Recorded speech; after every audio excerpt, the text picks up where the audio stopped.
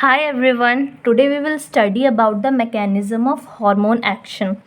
तो सपोज़ ये कुछ टारगेट टिश्यूज़ हैं, इनके पास हार्मोन आता है और एक प्रोटीन लगी होती है इन टारगेट टिश्यूज़ पे जिनको हम रिसेप्टर्स बोलते हैं. इन रिसेप्टर्स पे हार्मोन आके बाइंड हो जाता है.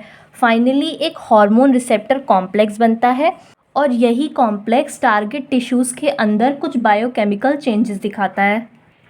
अब ये जो रिसेप्टर्स हैं इनको हम दो पार्ट में डिवाइड करते हैं.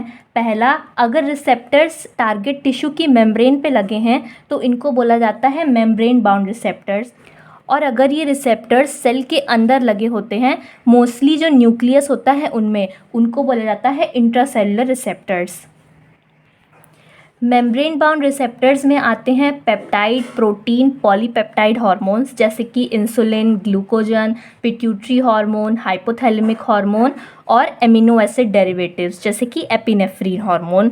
और जो इंट्रासेलुलर है उसमें आते हैं स्टेरॉइड्स जैसे कि कॉर्टिसोल, प्रोजेस्टेरॉन और थायराइड हार्मोन्स. अब जो मेम्ब्रेन बाउंड रिसेप्टर्स हैं वो जनरली टारगेट टिश्यू के बाहर ही लगे होते हैं, मीन्स वो अंदर नहीं आ सकते. तो इसका इफेक्ट अंदर कैसे आएगा, इसके लिए कुछ सेकेंडरी मैसेंजर्स प्रेजेंट होते हैं जैसे कि साइक्लिक AMP, IP3, कैल्शियम 2+. ये क्या करते हैं, जो हार्मोन का इफेक्ट है ये इसके थ्रू टारगेट टिश्यू के अंदर आता है और फाइनली इस टिश्यू में बायोकेमिकल चेंजेस देखने को मिलते हैं.